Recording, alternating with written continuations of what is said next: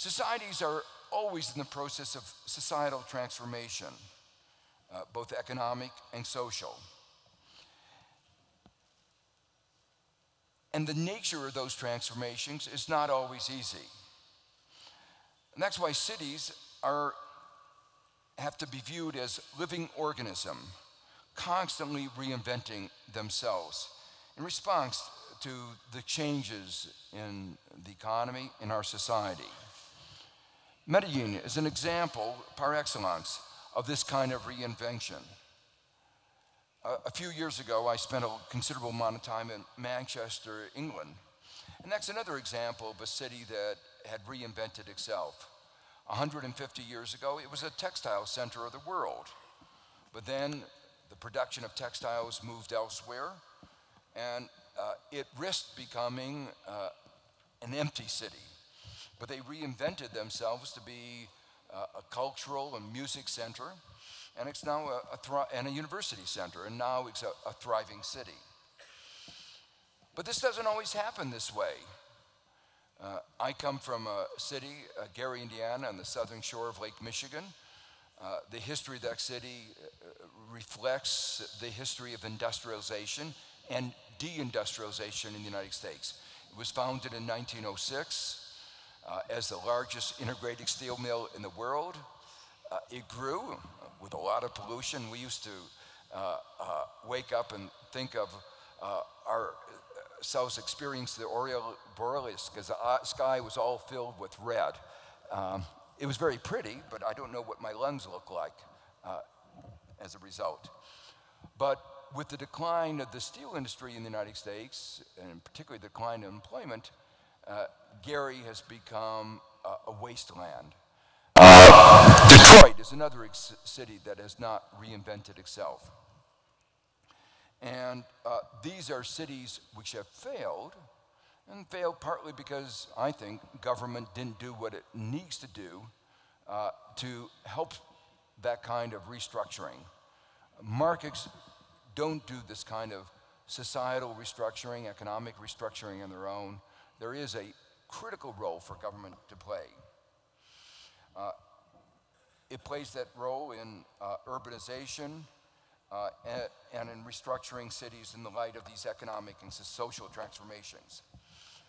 But among the important social transformations going on is what I began on the slide, the first slide I pointed out, is the process of urbanization itself, the movement from the rural to urban centers.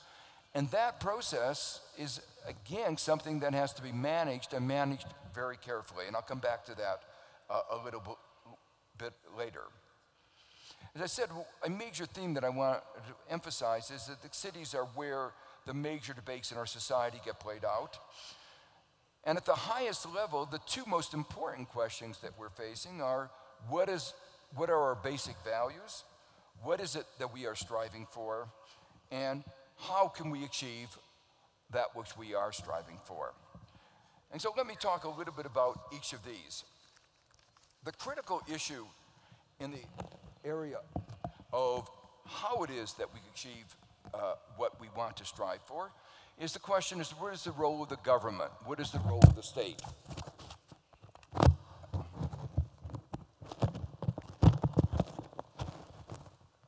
Maybe, does this microphone work? No. Okay, so I'll just use this one. Okay. So the important points I want to emphasize, if I can get this on.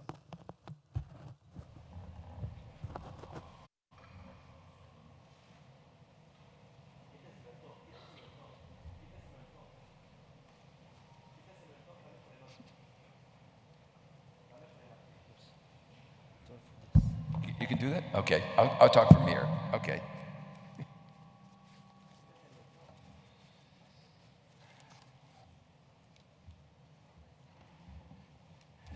Okay, the important point I want to emphasize is that many of the central issues that are being faced by society today, issues like inequality in the environment and societal transformations that I just talked about, are arenas where market failures are rife. And because there are market failures, markets on their own won't be able to solve them. We can't leave these important issues, which are absolutely essential to the future of our society, to the market. In fact, many of these issues are problems that have been created by the markets. Markets have led to the environmental problems, have led to the high levels of inequality. And the only way that we can create the kind of society I think that we want to create is by having an important role of the state. That doesn't mean that the government can't and shouldn't use market mechanisms, and a variety of the market will play an important role, but it is also the case that the state will have to play an important role. And what worries me is that in some of the debates over the last 20 years, we've lost the kind of balance between the role of the state and the role of the market. As I look around the world and look at the countries that have been most successful in development, for instance, the countries in East Asia, in each of these countries, the government, the state, has played a very important role. In fact, most of these countries have been described as having a developmental state, where the state sees one of its central obligations as promoting the development of the country, promoting making sure that the benefits of growth are equitably shared, that the environment is protected. As we think about cities, though, we need to extend the idea of the developing state to cities, to think of the idea of the developmental city. There are a few examples of city-states like Singapore, where the government played an absolutely central role in the very successful development of that city-state.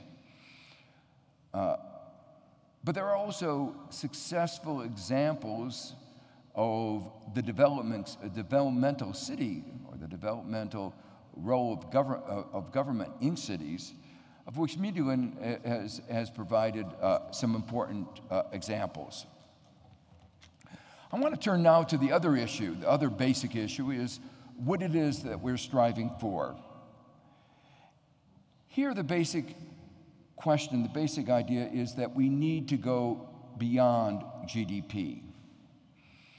A city's GDP or a country's GDP is not a good measure of well-being. Robert Kennedy, the brother of President Kennedy, once put it very forcibly.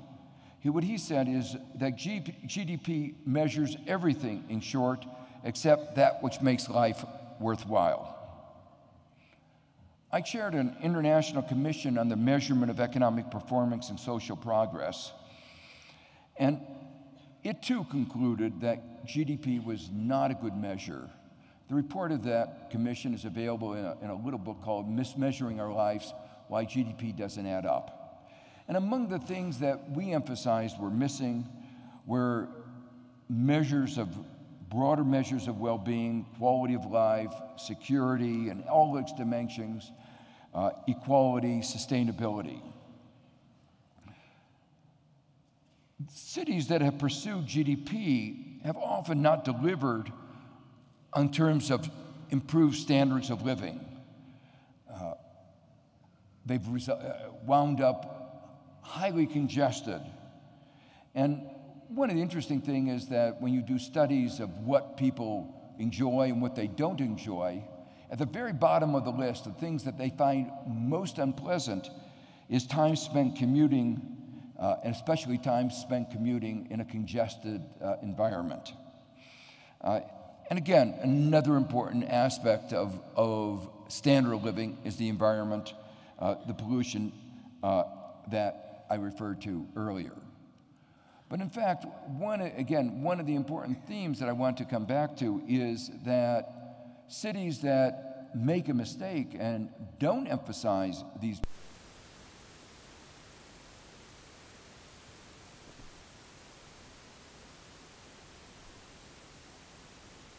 even in the more narrow sense, because time spent tied up in traffic is time that could be spent more productively. pollution makes unattractive for firms to move into that city, and the adverse effect on health inevitably is going to have an adverse effect on productivity. So if GDP is not what we are striving for, what is it that we should be striving for? Well, I used to say that we ought to be striving for livable cities, which requires obviously addressing the environmental issues, but going well beyond that, providing public transportation, providing public parks, a whole host of things that make cities places that are livable. But I now think that that was really too modest of a goal. We need more than that. We need aspirations beyond just being livable. And that's why I like the motto of this conference, talking about cities for life. I think it's important to think about what is important for people, and putting that first. When I was part of President Clinton's first administration, President Clinton's motto when he ran for president of the United States was putting people first. And some people thought, well, that was just a slogan, but it's actually a very good organizing principle. If you just think about what it is that people care about, you actually have a good agenda for what it means to create cities for life. So, for instance, one of the things that is absolutely essential is employment.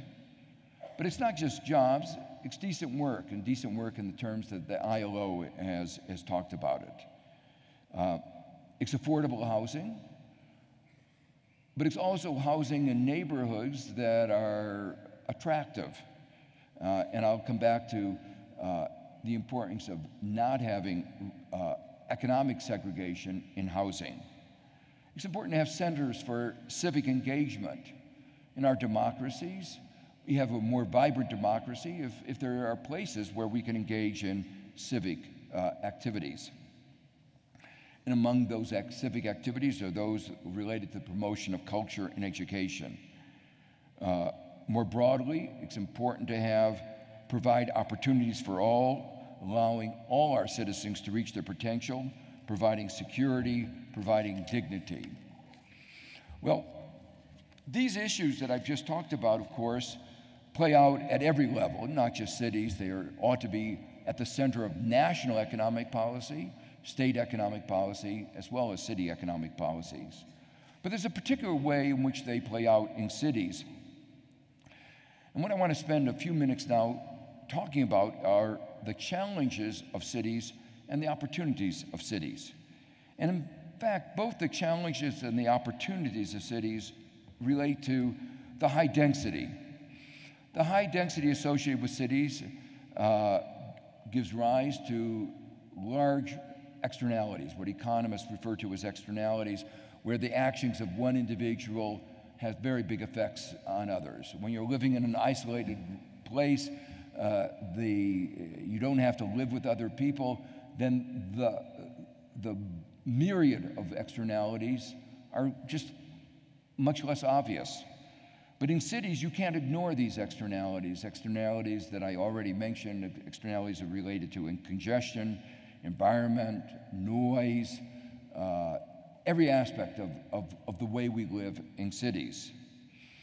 And that means that necessitates planning, even in an area where planning has been widely rejected. There is no substitute.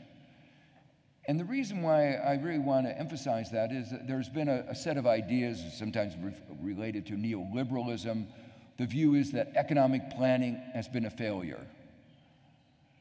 Whether that is or is not the case is not what I'm talking about.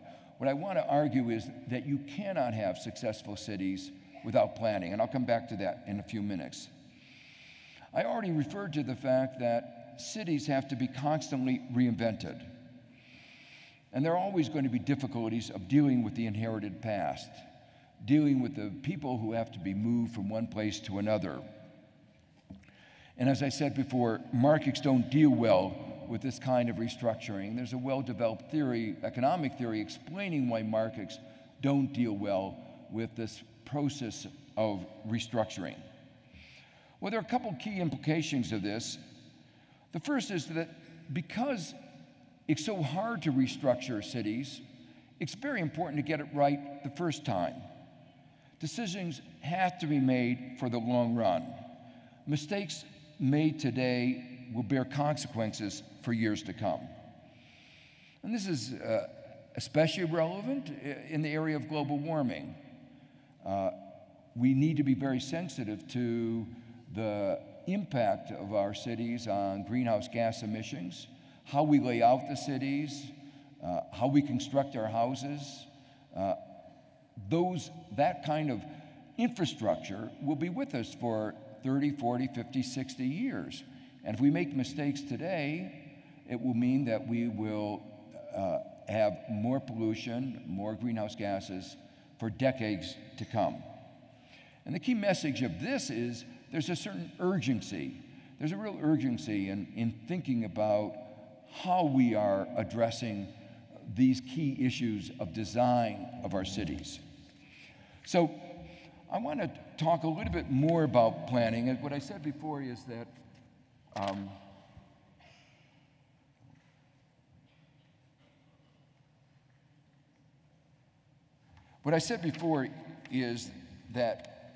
it is absolutely essential that we have planning for our cities to take account of the externalities, the spillovers, the interactions, that you cannot, you're organizing space, and planning space is very different from the kind of economic planning that was so criticized in the past.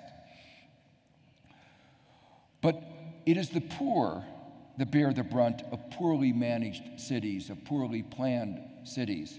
So anybody who's concerned about inequality has to be focused on planning.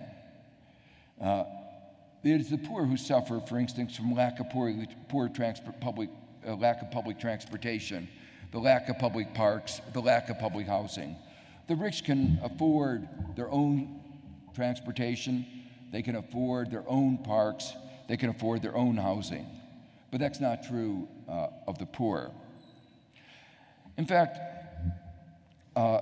these issues become all the more important when we look at the cities where there's greater inequality. More unequal cities tend to be afflicted with more economic segregation. They tend to provide less opportunity. They tend to have less good public transportation systems. And there's a vicious circle that the absence of good public transportation means, in environments where there's economic segregation, means that the poor can't get access to jobs, and that traps them even more into poverty. The poor also suffer from exposure to environmental risks. They bear the brunt of the poor environment. Globally, this is true in terms of in global warming. It's the countries in the tropics that will suffer the most. But nationally, it's true in exposure to a whole variety of environmental hazards. The United States did a little experiment, unintentional in this respect, a very small one, but it was very telling.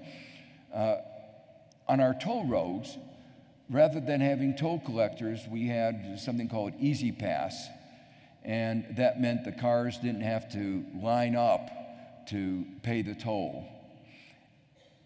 The process of lining up to pay the toll led to an increase in carbon monoxide and other gases, the emissions from the cars, in the neighborhood.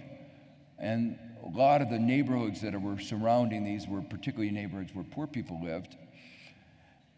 So this was a natural experiment. We could look, for instance, at a question, what happened to the birth weight of children born in the neighborhood of the toll plaza? And the striking thing was the birth weight of the children in the neighborhood of the toll plazas went up as soon as we implemented these easy passes and the level of pollution went down. And that's important because birth weight is related statistically significantly to lifetime income, lifetime health. So this raises the fundamental issues in many of our cities that there is a real problem of environmental justice. That it is the poor who bear, as I said, the brunt of poorly managed cities. Well, I've talked about some of the challenge of cities. I want to spend a minute talking about the opportunity of cities. The density of cities that I talked about before provides the greatest challenge, how to manage people that are densely, closely living in close quarters with each other. But that very density is also the source of the greatest opportunity, because it's the interactions of individuals with each other, the constant interactions, that gives rise to the kind of creativity that we think of as in our most flourishing cities. Cities have always been at the center of new thinking. If we go back to the 18th century, it was the Enlightenment. It was in cities like Edinburgh, where cities with an educated population that created the Enlightenment, which led to the transformation of the world. For thousands of years before the Enlightenment, standards of living had remained basically stagnant. And then suddenly, with the Enlightenment, with the science, we began the transformation that led to the enormous increases in standard of living that we are all from which we have all benefited. So the important thing is that this kind of new thinking is the natural consequence of high density if the right conditions are satisfied. And among those right conditions are education. There's another reason why I think cities represent such an important sense of opportunity. Right now, in many of our countries, certainly in the United States, we are being afflicted with political gridlock. But with political gridlock at the national level, cities are where it's happening. And the reason for that is that people, because they live together, have come to understand, I think, that there has to be compromise. They have to find ways by which they can reach agreement, by which they can live together. Well, I want to now turn to one of the overarching themes of this talk this evening, and that is the intertwining of economic, social, and environmental sustainability.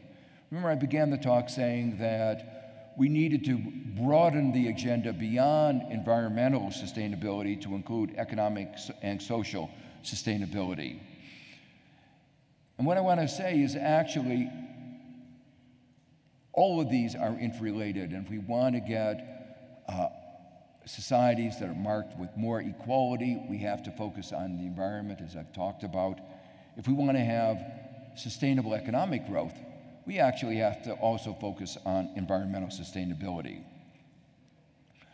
Let me begin by talking about what we might call economic and social sustainability, and a key ingredient here is inequality.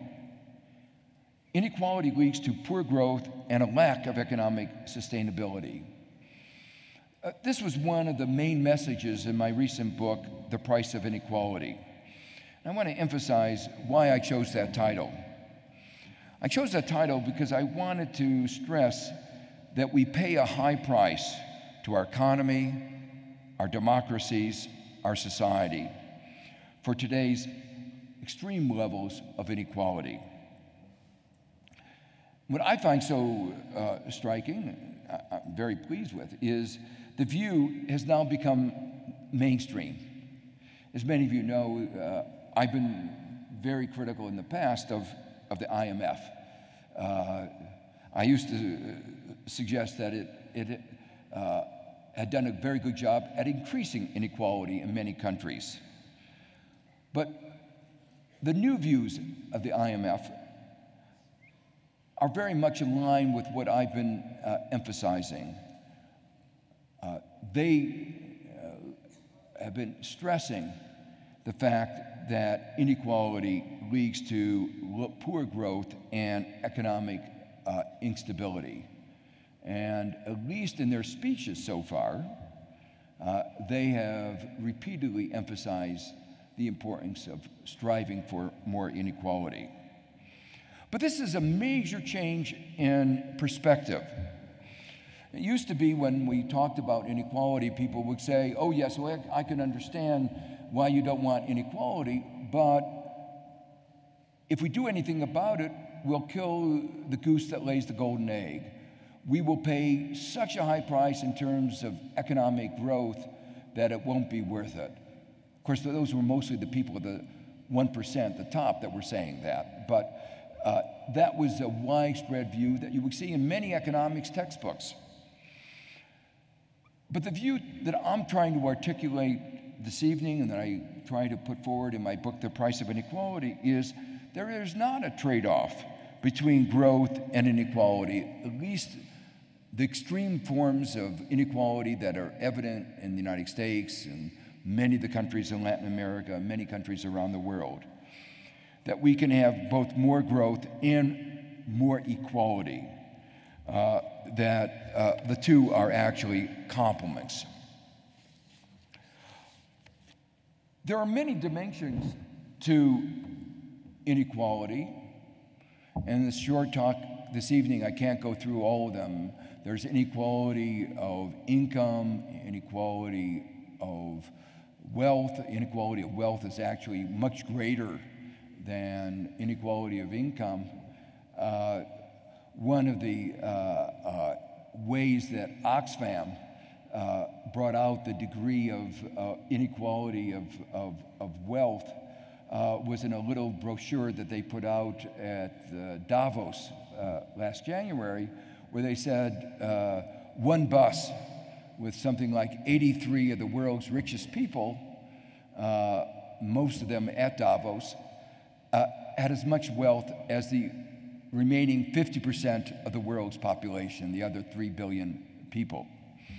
So that illustrates that inequality of wealth is much greater than inequality of income. But there's also inequality of health. Life expectancy in the United States between the rich and the poor is very, very large. And that's true in many other countries where there's not a good public health care system. There's inequality in security. People, the poor, feel always less secure than those that are rich. But one of the most disturbing aspects of inequality today is inequality of opportunity. Not only is there a high level of inequality of outcomes, with more money at the top, a howling out of the middle, more people in poverty, and this is true in most countries, but there's a lack of opportunity. The life prospects of a young American are highly dependent on the income and education of their parents. And as an American, I've always been very especially sensitive to this issue because we've tried to convince ourselves and to convince the rest of the world that this equality of opportunity is a basic American value. In fact,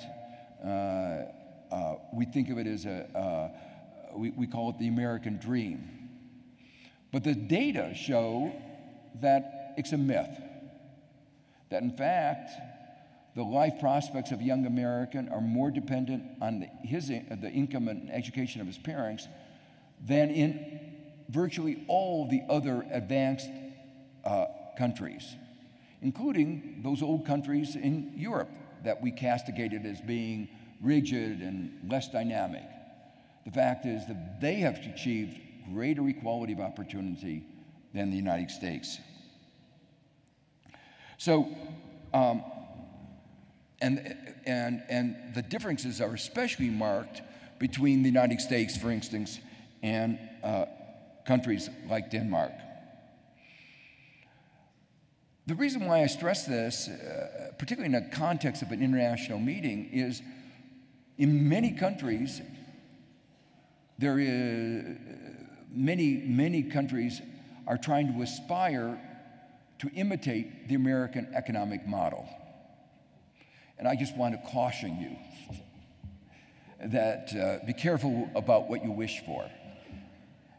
Because America, as I say, has achieved the highest level of inequality in outcomes of income among the advanced countries and among the lowest level of equality of opportunity.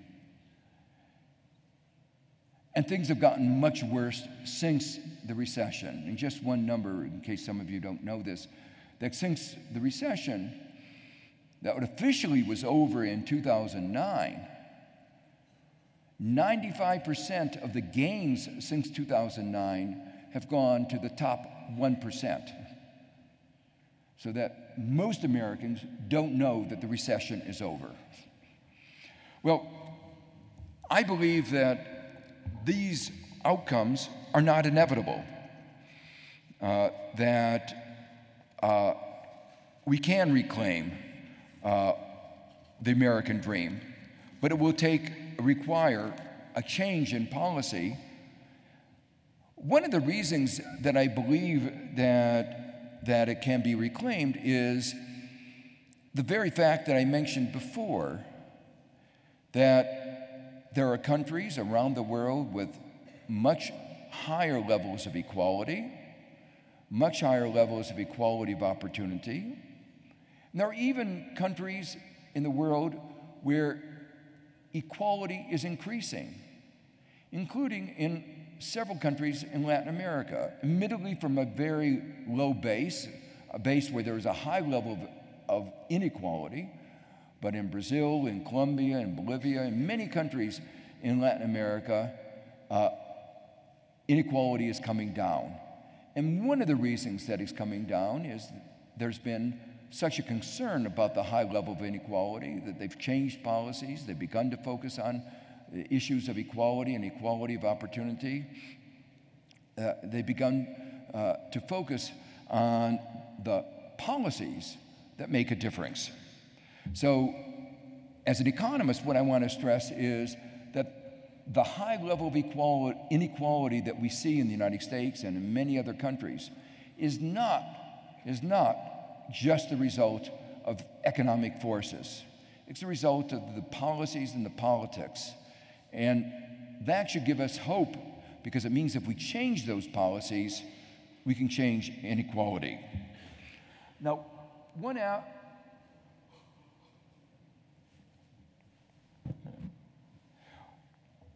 aspect, though, that makes me worried is that the countries and places with more equality tend to have more equality of opportunity, and vice versa. Places with more inequality tend to have more inequality of opportunity.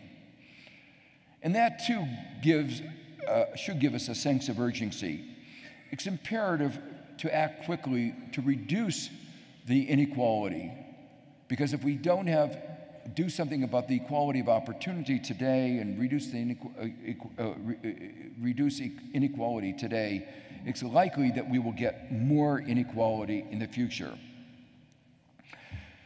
As an American, it worries me because the significant increase in inequality in the United States, and it has increased significantly in the 35 years, it portends ill for our future. There's likely to be, in the future, significant diminution in equality of opportunity. And one aspect that I want to emphasize, something that many cities are beginning to do something about, New York City is beginning to do something about, is the particular problem of childhood poverty. Even in rich countries, a large fraction of the children grow up in poverty. One of the reasons for this is the large disparities in birth rates. So, for instance, in the United States, almost a quarter of all children are growing up today in poverty. And because those who grow up in poverty don't have the opportunities that the others have, it means that in the future, we are likely to be plagued with even more inequality. But again, let me come back to a sense of hope. Some cities have created less inequality of opportunity and more equality of outcomes. And that's even true in the United States, which is a country which has been marked by a high level of inequality. There are cities like San Francisco and San Jose where they have created much higher levels of social economic mobility, much higher levels of opportunity. And there are cities like New York that are today trying to do that. So the key lesson is the one that I just mentioned a moment ago. Economic laws operate everywhere. Differences in outcome are a result of politics and policies. And every aspect of our economic and social framework contributes to inequality and the inequality of opportunity. And so there's both a glimmer of hope, but a word of caution. A change in policies could create greater equality of opportunity, if we could only get our politics right. But there is a vicious circle.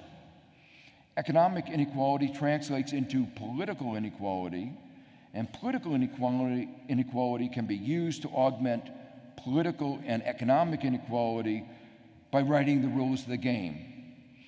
And so many of us, particularly in the United States, are very concerned that we have been moving in the wrong direction, writing rules of the game that are leading to more inequality, and that's why we've had such a great increase in inequality in the last 30 years, and more political inequality and less equality of opportunity.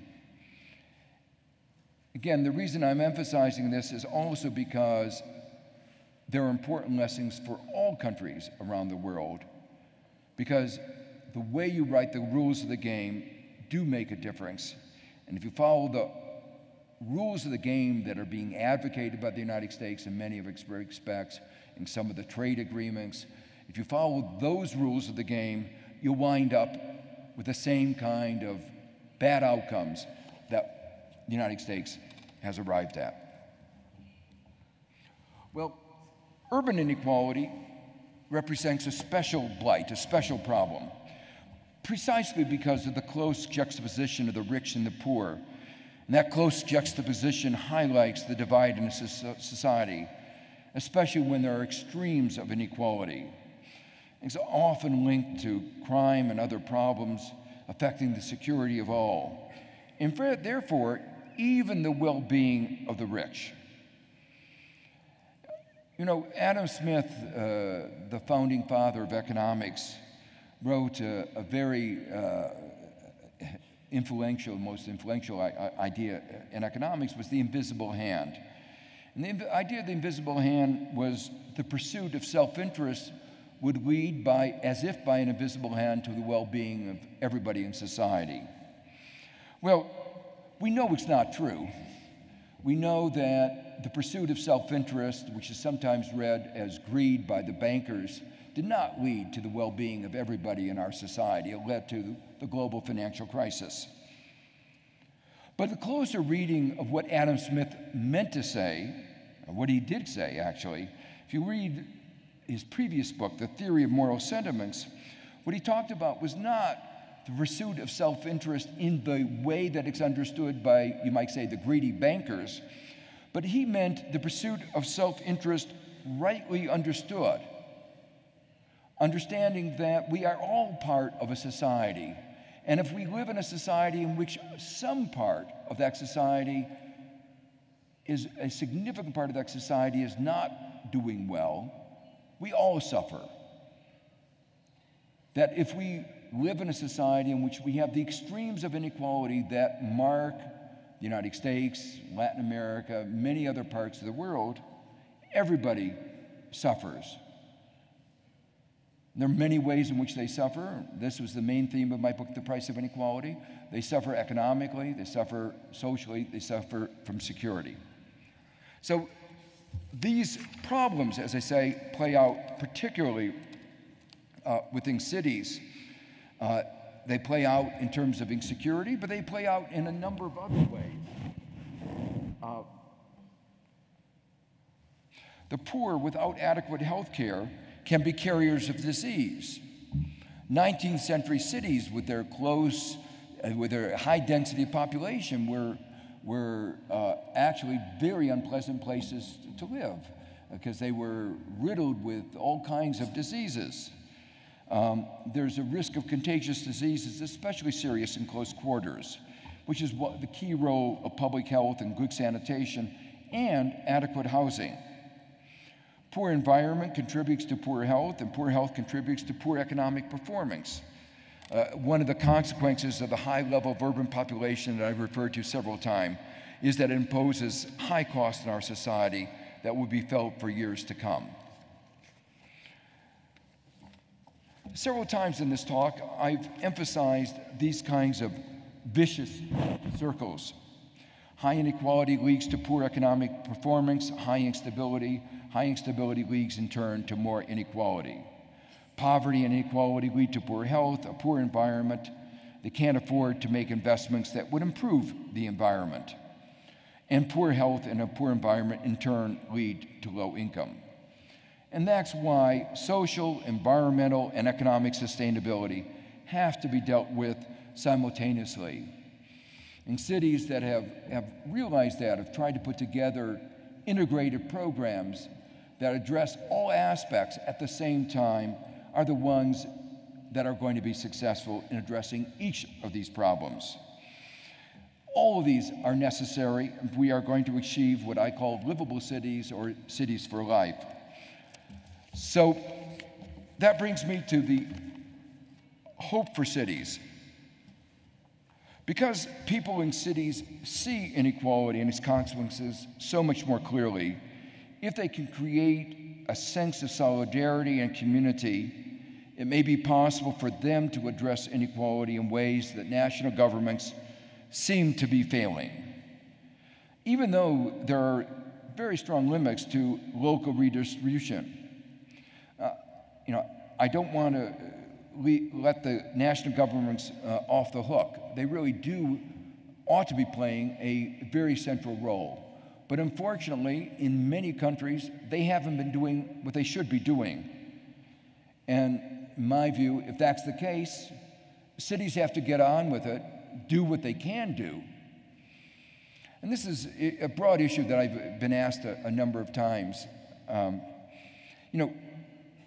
Addressing inequality is not going to happen overnight. It's a long-run agenda. But what's so exciting, what can be happening in cities, is that you can begin now to address some of the worst manifestations of it. So you may not be able to redress the inequalities of opportunity that existed in the past, the problems that arise because of inequality of education. But you can make sure that the next generation has access to better education, no matter what their income is.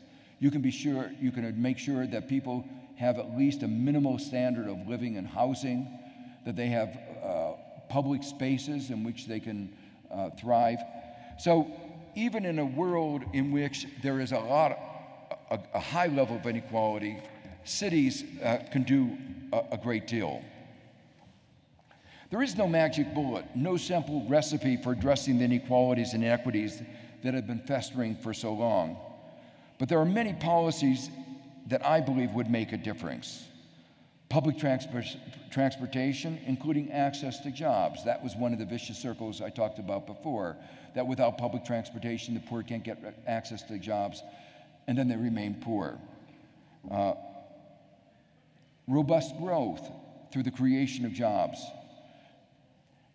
Good education for all, enabling all individuals to live up to their potential and making it more attractive for investments.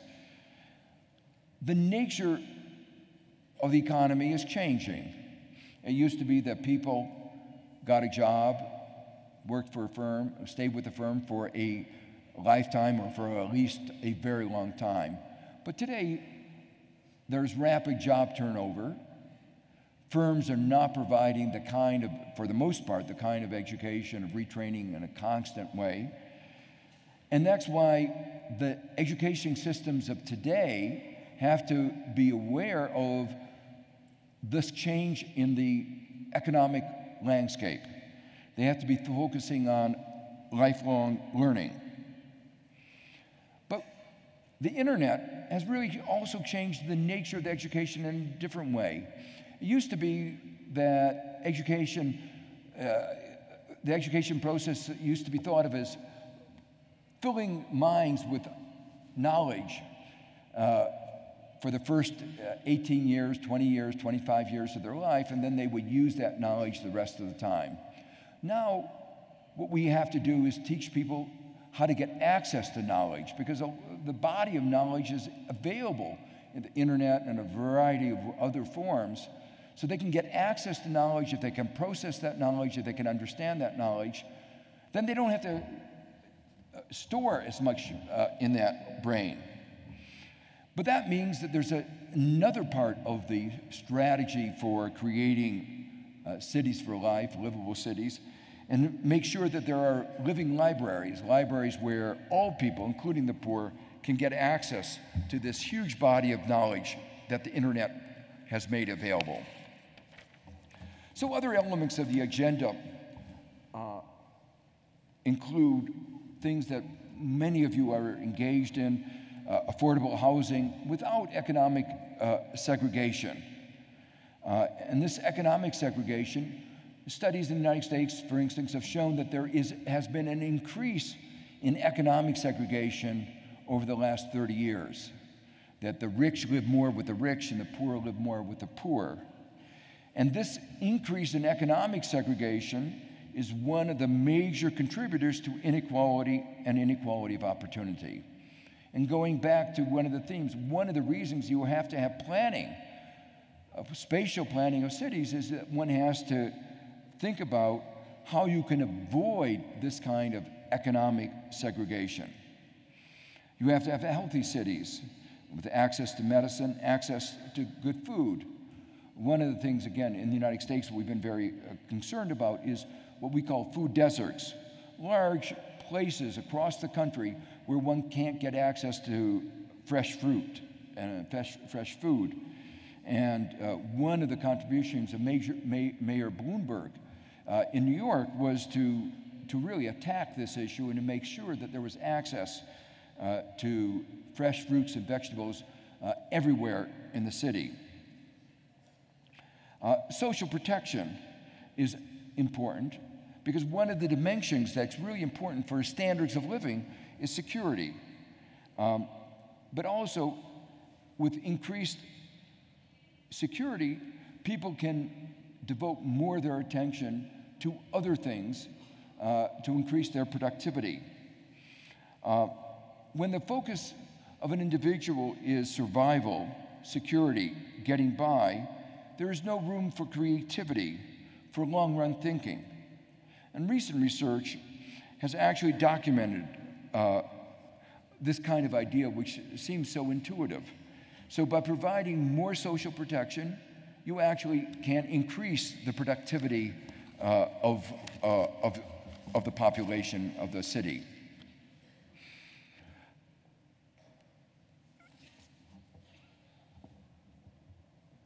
What I've just described provides some of the preconditions for creating livable cities, cities for life, but still more is needed. And I've listed some of the things here. You need culture, civic engagement, promoting interconnectivity, all of which helps to define a sense of community. Again, another very interesting area of research is people try to assess what contributes to individual sense of well-being. And one of the outcomes of this research is that being connected, interaction, social engagement, civic engagement, is one of the important aspects of things that contributes to individuals' own sense of well-being. But of course, it also then makes for a stronger city. It makes for a more thriving community and for a more prosperous city. The outcome of what I've just described is that if we can do all these things, we can replace the vicious circles that I described earlier with virtuous circles that help create more prosperous communities, and communities that are in which there is more vibrant life. So the main message of this talk is very simple. Things are pretty bad. What I've tried to describe is some of the ways that things have not been working out around the world. Pollution, inequality. If I were to say, where are we now? I'm very concerned about the environmental sustainability. We have only one planet. Reminds me of a cartoon. Two planets were going around the world. We're going around in the planetary out in the stars, and they approached each other, and one had a big frown and the other had a big smile, and the one with the smile said to the one with the frown, "What's the problem?" And the one with the frown said, "People." And the one with the smile said, "Don't worry, it doesn't last for very long." So the point is that we have only one planet. If we don't treat it right, there are not 1,000 other planets. We can't just migrate and try and say, "Oh, well, that experiment didn't work out right. Let's try another one." We have only one planet, and we have to make it work. So that's why environmental sustainability is absolutely essential. We have no choice. But we have more problems than environmental sustainability. We have a problem of inequality, social and economic sustainability. And right now, where we are, I don't think we are sustainable. But what I've tried to articulate is that there is an element of hope. There's an alternative world is possible. We don't have to continue on the current path, a path that was marked by increasing inequality and decreasing equality of opportunity. Some countries, some cities have shown that these are not, where we're going is not a result of inevitable economic forces, that there is an alternative world. An alternative world is possible where we can simultaneously achieve economic, social, environmental sustainability. Laying out what this entails is central to the post-MDG agenda, and I hope this conference can play an important role in setting that agenda in the direction of this alternative world. Thank you.